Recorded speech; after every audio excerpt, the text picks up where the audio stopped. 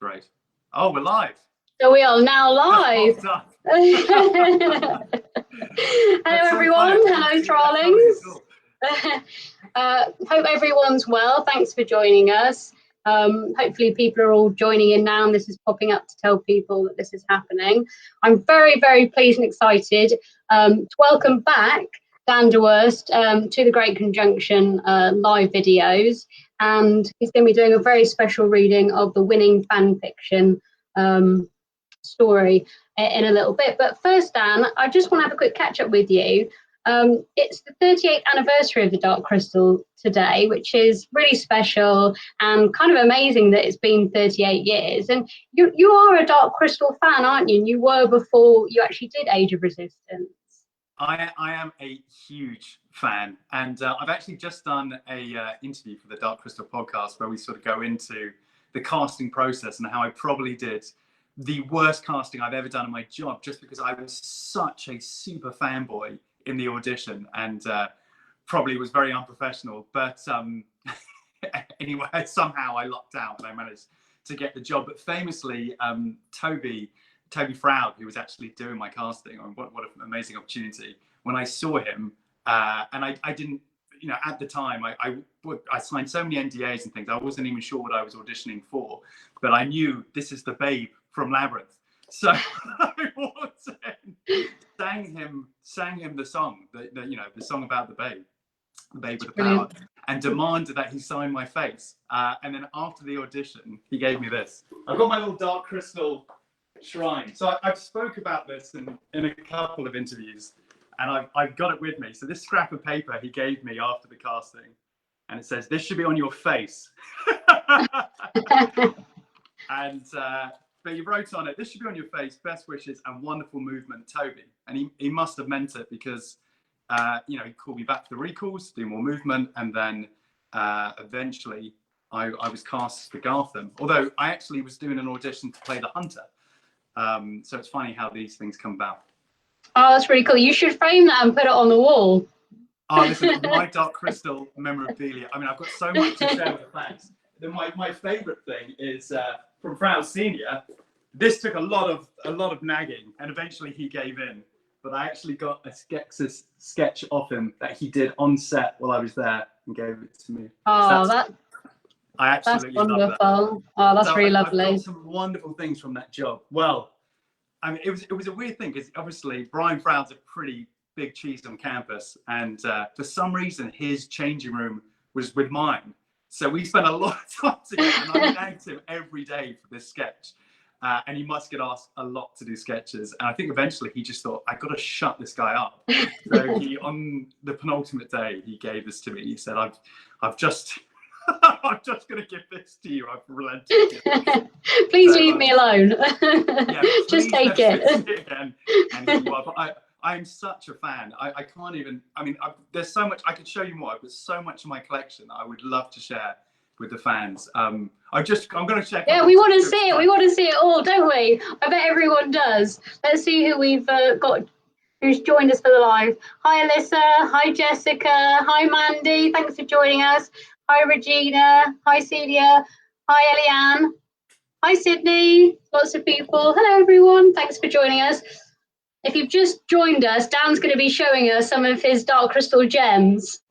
This is a piece of Thra. Wow. Do they know that you've got that? Is someone looking for that? So the set's like Harry Potter world, like it's a live set, and we shot 2 scenes a day, like 2 completely different setups. So you might be in the caves at one point, and then in the jungles at another point. They're filmed simultaneously in 2 different stages. But sometimes it needs to do a quick change, and they would have to destroy one set to make the other. Anyway, I chatted to everybody in set because I like talking, as you can tell. And, they just had, builders and things in who had to do all this kind of construction work and things. And I befriended one of them and I said to him, if it's at all possible during this entire process, because they threw out so much stuff, I would love to have a piece of set. And he sort of jokingly said, like, as long as it doesn't go on eBay, I will see what I can do, like way back when. And then on my last day, he gave me, he actually gave me a couple. He gave me that one, another piece, which is actually far better. It's part of the cave, which I gave to my brother for his birthday. He was a huge fan. And this. So yes, that's one of my favorites. I've also got lots of Garthim. I mean, this could be a whole separate segment. I've got so much stuff. I just love it. We'll do it. We should do another show, just a show and tell with Dan of all the different Dark Crystal things that you've collected. Because I love to see that stuff, and I think the Dark Crystal fans, because we've all got our own collections. I probably need a bigger house for all the stuff that I've got in boxes that needs to, go up on walls and other things. Let's see that piece of set again. Hold it up so that the camera can kind of get a good look at it. It's alive. Look, wow, look at that. It's amazing. So this is from, I think in episode 7, there's like a flashback scene of the Garthim sort of mysteriously, frighteningly moving through the forest. And I believe this is from that setup. Would be my best guess, because I don't know. He just gave it to me. But I'm gonna, if you allow me to, I'm sorry, I'm so excited. It's so nice at the Thraathon. I've got one more which I'm dying to show you. Yes, please. We'd love to see it. That'll be it for now. There's like 20 items back there. So this is one of my favorites. This is my Gartham jar. Now, so the Garthim would fall apart and molt regularly. And again, these bits would go in the bin. So every time something dropped off, I would try to keep some. Slowly built up the Gartham jar. And there's some great bits in here. I've got like a whole Garthim. The Garthim is made up of so many things. So you can see, it's so many different fabrics and things. If you look at the bottom, you've got these like dreads. Then you've got the hair. You've got spikes. This is really cool. I've got like a finger or something there. And then this, I talked about this in the Dark Crystal project. This is hilarious. So this is a part of the original Garthim project costume, which we couldn't figure out where it went. So that is, if we ever get series 2 and the Garthim suddenly falls apart, that's why. That's because that's missing, and you've got it. this thing. Yeah. Maybe just bring it to set with you. Just this was a present to me and they said to me, because they knew, I think they could, in my jar and stuff, they could see what a super fanboy I was. And they said, we want to give you this to take home. So so I get to keep that. So that's an actual part of the authentic Garthim costume. But I will stop there and get back to our reading and actually talk about what we should be talking about, which is the fan fictions, which were so good. They were so good. Weren't they amazing? Yeah, really, really great entry. So thank you to everyone that entered the fan fiction contest. Some really wonderful entries. I mean, for anyone that doesn't know what we're talking about or what that's all about, so as part of the Thraathon, we set you all a challenge, or anyone that wanted to get involved, to go away and write a Dark Crystal inspired short story, only sort of maximum 500 words, and it was to be based on some sort of festive holiday or seasonal kind of celebration. And we had some great ones, and Dan kindly read through them all. You had a few thoughts, didn't you, Dan, on a few of them? They were all brilliant for different reasons. Some of them were just exceptionally well written. Some of them were very seasonal, had kind of nice kind of Christmas head nods. Some of them were quite relevant to what's going on in the world at the moment. But there's one that I sort of particularly liked, selfishly, aside from the winner, which we'll go into later. But there was one called the Masked Ball or something along those lines. And I really enjoyed that one because I feel like it took quite a fresh take on things. The nice thing about books is they work completely different to films and TV. I'm not one of these people who goes to the cinema and then goes, oh, they did it differently in the books. Why have they changed that? Why have they changed this? Well, I think they're two different formats. You can achieve different things in books than you can do in film. And that's why you have a bit of license to change things. One of the nice things about storytelling in books is your imagination runs wild and you can sort of infer different things from the text. So I was reading this Masked Ball bit, and it's all about the Skeksis doing this kind of ceremony, like sort of Venetian masks, and that's why it's a Masked Ball. But I thought it was quite cool because, we see the Skeksi in every iteration I've ever seen, is these really sort of frightening, villainous characters. but they wear very beautiful clothing. If you look at them, there's, you know, they're either sort of Tudor gowns or Victorian, all these types of things. And there's clearly a head nod to some sort of Renaissance. And I think what would be really cool is to see actually a sort of prequel of the Skeksis, of like, they were once clearly a very beautiful, cultured race. And then they sort of turned dark, I think, over time. This is, by the way, this is just my interpretation. I'm not saying this is the official story, but that's what I take from their appearance, because, you know, there's clearly great art in the Skeksis culture. So I liked the Masked Ball because I felt like it drew more on that, which I think is such an interesting subject matter. And I would love it if the official writers of the Dark Crystal would actually really kind of get into that, because we've had Age of Resistance, brilliant, but I kind of want to go further back still.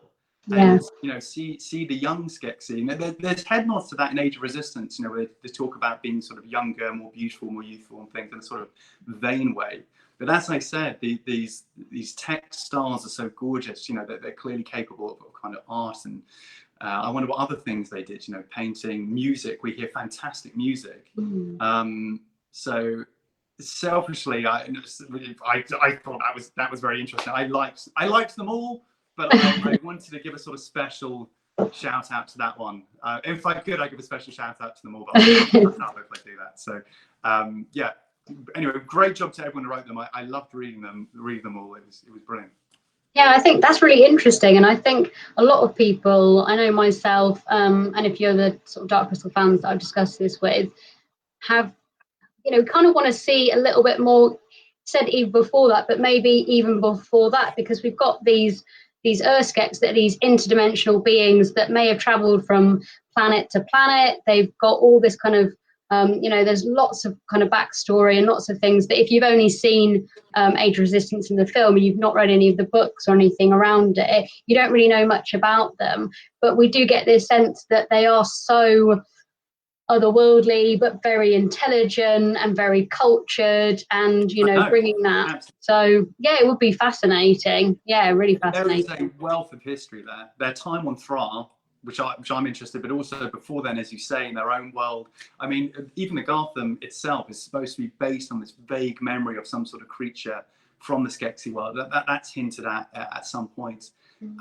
So yeah, it's so much to draw on, and I'd like to see that explored more in some format. Yeah, definitely. No, that would be great. I'll write it for you if the next I love doing a bit of writing, so I will do that script if someone will let me. Get in for the next fan fiction contest. You know what? I wouldn't be as good. Like, there's such great writers here. You know, I'd do it for a bit of fun, but there's such brilliant writers here. I wouldn't be up to stand, I'm afraid, sadly. But I'll do it for fun. Yeah, no, that would be really good. So before we kick off the story, just give you guys a couple of minutes warning to make sure you're cozy, comfortable, you got your blanket. I've got my non-alcoholic mulled wine here at the ready, and I've got my blanket all tucked up ready for this story. But we're just going to quickly talk about the other stuff that's going on in the Thraathon. So as you guys know, we've been doing lots of things to raise money for a sort of sponsored charity for this event, which is Centrepoint. For those of you that don't know, it's a charity that supports homeless youth in the UK. And our lovely Lisa Maxwell, who is the voice of Kira in the original film, is actually an ambassador for Centrepoint. So we thought that's a really great charity to support. And we had a goal of, I think it was £288 to kind of sponsor a room for 24 months. We thought that would be really great. We're currently at 256, so we're really close. I need to do some final calculations. We might be even a little bit closer. So if we can get a couple more Christmas card sales, t-shirt sales. The raffle has stopped for now, but I'm going to put raffle tickets back on sale after this chat and until tomorrow afternoon. If anyone wants to buy some more raffle tickets as well, that would be fantastic. And yeah, the links are on the bottom, squizzing along here. So if you want to buy anything from the shop, great. Or if you just like to donate, that would be really lovely as well. Or if you just want to find out a bit more about the charity and support them in another way, you can go and volunteer your time. If you'd like to do that, lots of things you can do. So yeah, yeah, that would be please fantastic. do, please do, everyone. It's such a good cause, helping the homeless. Such a nice thing to do, and we could, you can't have enough kindness in the world, and we don't get paid for this, I should say. So we're just doing this for fun. So if you like any of the stuff that we're trying to do to give back to fans, just even if it's just £1, it would be a really nice thing. If you can donate more, great, but even just £1 would be fantastic. Perfect, lovely. Right, I think we're without further ado, we should get into it. Yeah. I haven't got it off script. I hope that's not a problem. Absolutely fine. Okay. What are you doing? Sketgrass snaps for the 5th time that day, pulling a blanket around his shoulders to stave off the desert chill. For the 5th time, Ergo gives no answer. His pace around that home is glacial but steady, deliberating for far longer than Sketgrass deems necessary before placing each object. It's a strange mix: delicate candles, little stones, strings of desert glass hung behind the creeping erdroot vines. He hums while he works, low and resonant, but tuneless, seemingly as random as the decorations. Sketgrass scoffs and returns to his own work, scratching at the ever-aching nail in his skull. They've been here nearly a full thrine since their exile, but there's still much about the ways of his other half that he cannot claim to understand. He nearly forgets about it until the great sun begins to sink below the dunes. He sets the tools aside, expecting the darkness to creep in, but it never comes. When he turns, he lets out an audible gasp. Light.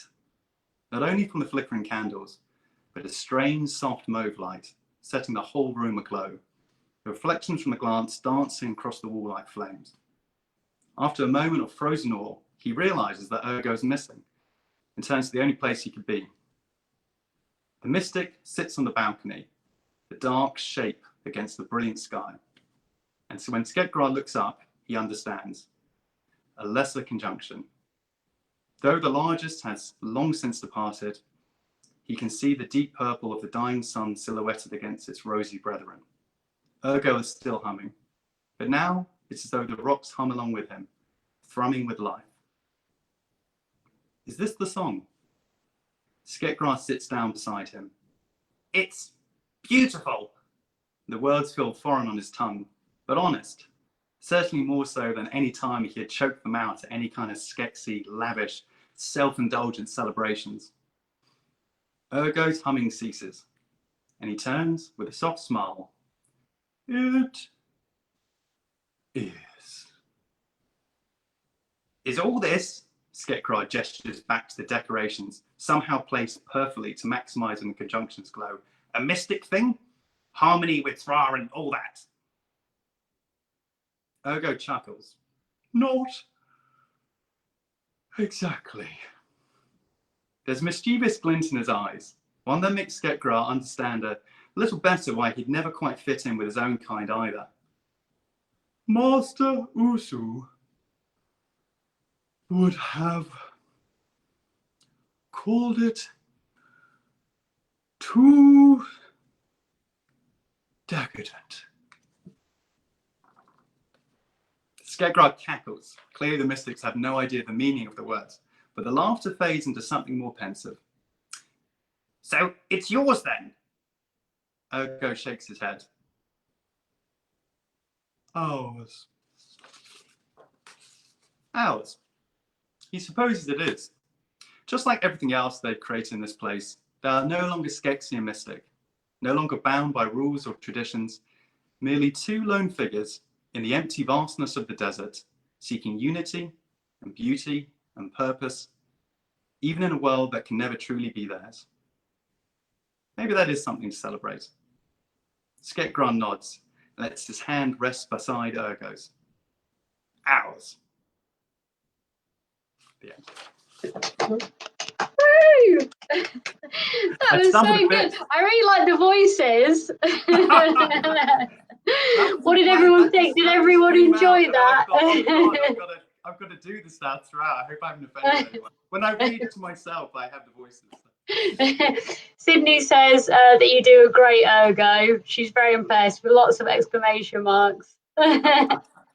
I wanted to draw it out longer actually, but then I thought that would drive everyone bananas. Because you really, out of all the mystics, I feel like he's the slowest delivery. But I thought I couldn't do that to you. Yeah, the rest are slow, but he just takes it to like another level. But it's comical. Yeah. So, there's a wonderful line from Skekra in the Age of Resistance where he says, "Mystic, 4 arms and only 2 feet, and even though it's not good for much. So slow." It's brilliant.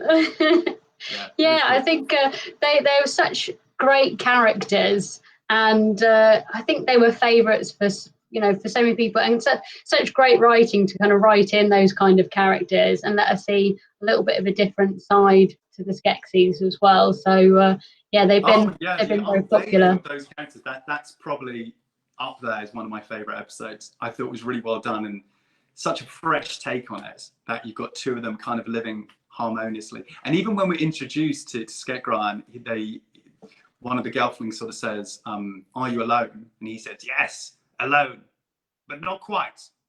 My other half's here." And it's the idea of, this kind of duality between them. And it's really cool, really cool. I think that you've got to give the writers a pat on the back. It's a great piece of Age of Resistance. Definitely. So that story was Convergence. And we're giving a shout out to the author. So the author is Avi17, AVI17. So if you want to go and follow this creative genius on social media, that's how you can find them. Really good. Well done. Great job. Really I'll just have a quick look at the comments and see if anyone else has joined us. Lots of people saying congratulations to the winner. Mandy, lovely voices. Great. Jessica says, great piece, love the voices. Chris says, I love the Dark Crystal. Chelsea said, woohoo, congrats. So yeah, lots of love. Everyone thoroughly enjoyed that. Thank you. Well, thank you as well for having me to the Festive Thraathon. Really appreciate being here.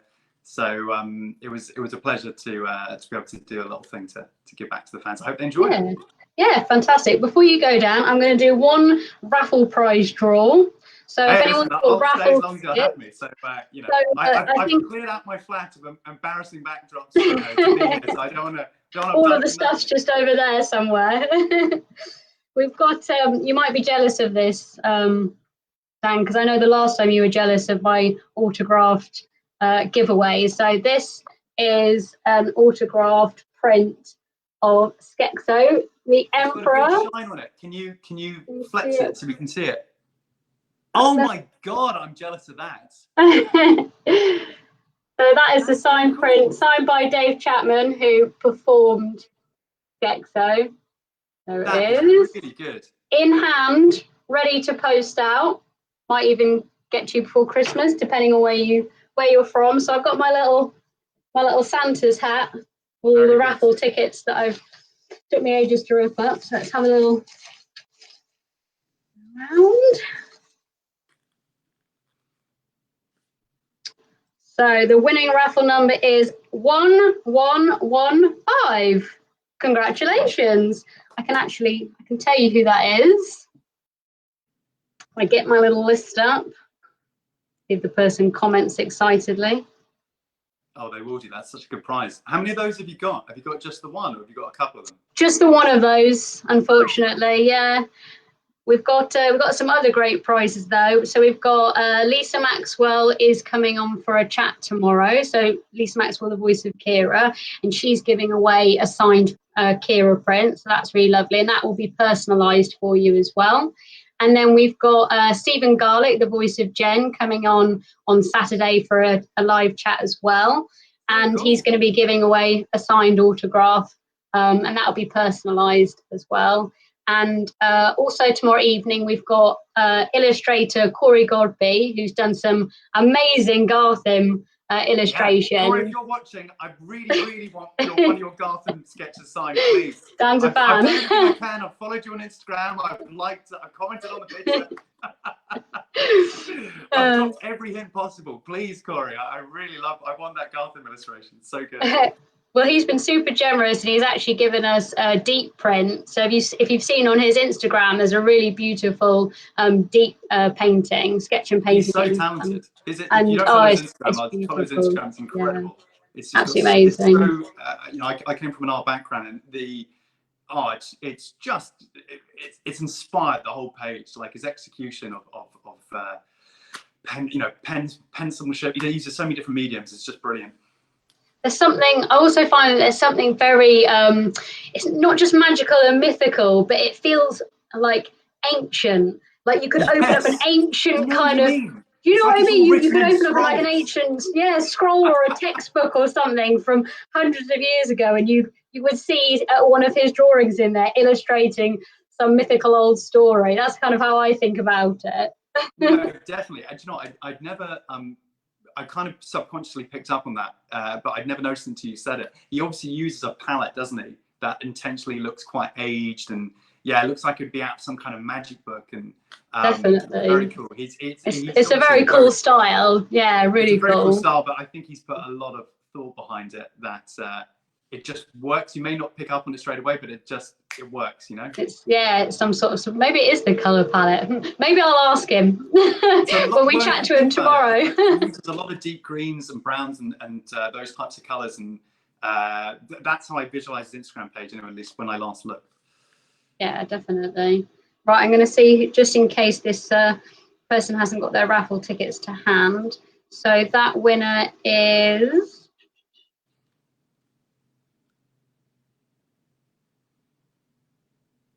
Dan Dewhirst. I can't find them. What? I think it's Anthony. What do you mean? Because my list is so small, I just took a screenshot from my Excel spreadsheet, but I'll double check and I'll post underneath who the winner is. They'll know who they are, because hopefully they've got the winning ticket in their hand. So yeah, I'll find out and I'll pop it below, and then we'll get that shipped. And hopefully, where's Anthony? In Canada, so probably not before Christmas. Yeah, we're having some terrible delays. So sorry if you've bought anything and you're still waiting for things. Here in the UK, our Royal Mail is a little bit slow at the moment. And I think the international mail, from what I've heard, because of the kind of COVID pressures, but also because of the Christmas pressures, have made things a little bit slower. But people have started telling me that they've started receiving bits and pieces. So yeah, hopefully that's all good. Well, thank you so much for that, Dan. I'm definitely going to be rewatching that quite a few times this evening to listen to those voices and impressions again, and really absorb the story. Well, no, I tell you what, if you kind of send me the recording, I will post it on my Instagram page for anyone who's missed it. Fantastic. Thanks very much. Enjoy Bye, everyone. Take care. Take care, everyone. Happy Thraathon.